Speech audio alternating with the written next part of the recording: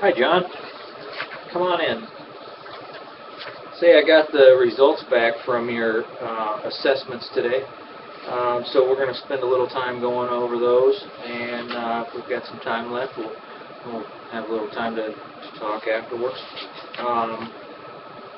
Before we get started, going over the results, I know that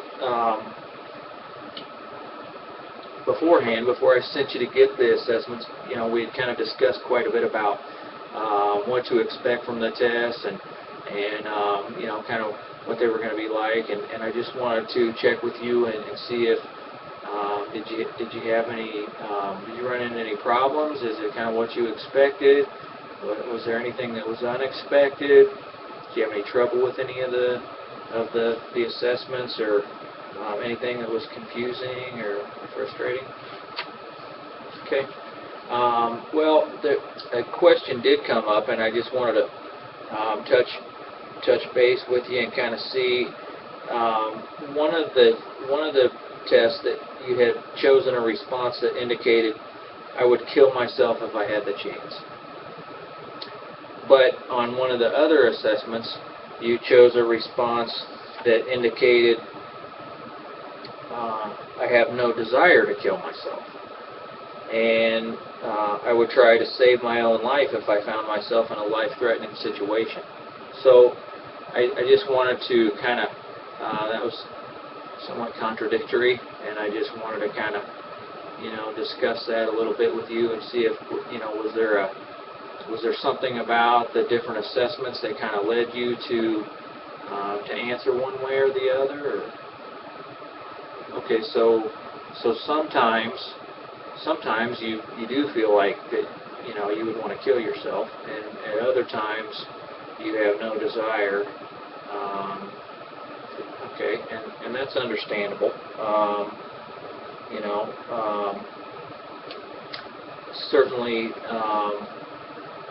Certainly with what, we've only been working together for a short time,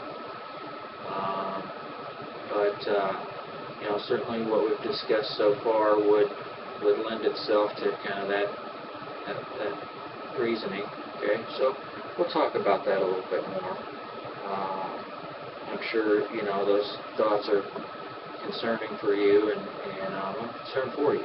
Okay, so let's take a look at what the first assessment was, the depression inventory, which the reason why you came to see me is because you're struggling with what you described as depression. Okay, and I can completely understand that, and we see that in the results of the depression inventory. You scored in a really high percentile, 99% of people. So it's a diagnostic range of severe, which we knew. You're pretty depressed. Okay, and again, that concerns me with the when you're having the thoughts of suicide and wanting to die, thinking about killing yourself, very concerning. So we're gonna pay close attention to that. Another assessment is the hopelessness scale, and in this particular instrument,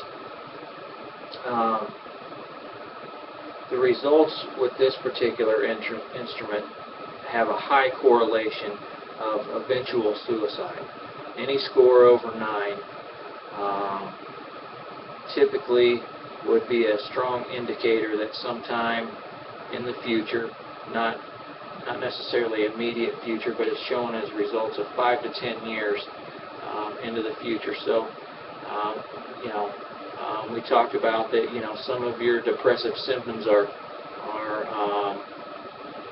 pretty new onset. Maybe you've been having some of the, maybe you've been having some of the negative thinking and some of the pessimism for a little longer, but the real, the feelings have been a little bit more recent onset to where you felt like it's gotten really bad. So, you know, again, it's just something that shows concern. You had scored a 13 on that. So the analysis that it gives, it shows it as a moderate risk, but at 97 percentile. So basically what these scores mean is kind of like on a scale of 1 to 100, or 0 to 100, or whatever, you know, with an average, kind of the average person being around 50. On the depression, you're at 88, so you're pretty far removed from, you know, from what the average person would be experiencing. And then 76 on the hopelessness. So still pretty far removed from that midpoint. All right. So the combination of these two is concerning, and definitely it's an indication that you know, you're on the right track coming to therapy, and you know, we're going to have to do some work to get things ironed out, because you know, the future looks challenging. Okay. The other primary score is the anxiety scale, and how this relates to, you know, it showed again on that 0 to 100 scale, you're about 72, so pretty high anxiety.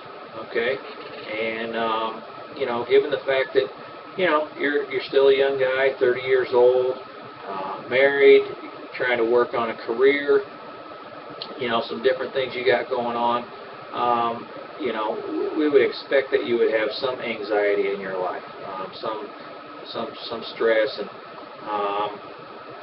and anxiety and depression. A lot of those symptoms are kind of overlapping and enmeshed, and so certainly at the level of depression that you're experiencing, again, we would expect a fair amount of anxiety. The concern about the anxiety portion of it is that it kind of lends itself to compulsive behavior, compulsivity, and so it's very concerning that when you start to have suicidal thoughts, you know, some of that compulsiveness, you know, you could tend to act on that. So that's very concerning to me, as I'm sure it is to you. So we'll continue to work through that. And, the final scale was the suicidal ideation scale, the BSS. And again, on this graph, it kind of scores a little bit differently, but it's just a kind of a it kind of looks at some of the severity of your suicidal ideation. Okay, so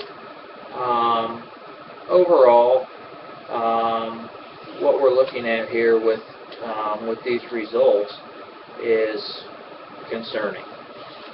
It's especially concerning, again, going back to having answered a question, I would kill myself if I had the chance. We're going to investigate that a little bit farther and talk about that. And maybe if I could, you know, if you want to give some feedback on that and kind of, you know, where you're at, we can work through that. There's an additional assessment that we can go back. I know on the BSS, you had it had indicated for you to skip the second section, and we can go back and we can have you, you know, complete that second session, and that'll give us a little bit more information. But I really want to just kind of you know, get your take on this and kind of talk about how we're going to move forward in treatment, and what are some things that we can do to you know, start to alleviate some of your depressive symptoms and some of that anxiety, and do that rather quickly. And then what we'll find is that over time your symptoms will further diminish in the therapeutic process. Do you have any questions or any feedback at this time? Okay. All right. Well, let's talk about what's going on today, and then we'll kind of tie that in with what we see in these results, and we'll continue to talk about how we're going to move ahead over the next weeks, and we'll continue to work on it. How does that sound? Yeah? Okay.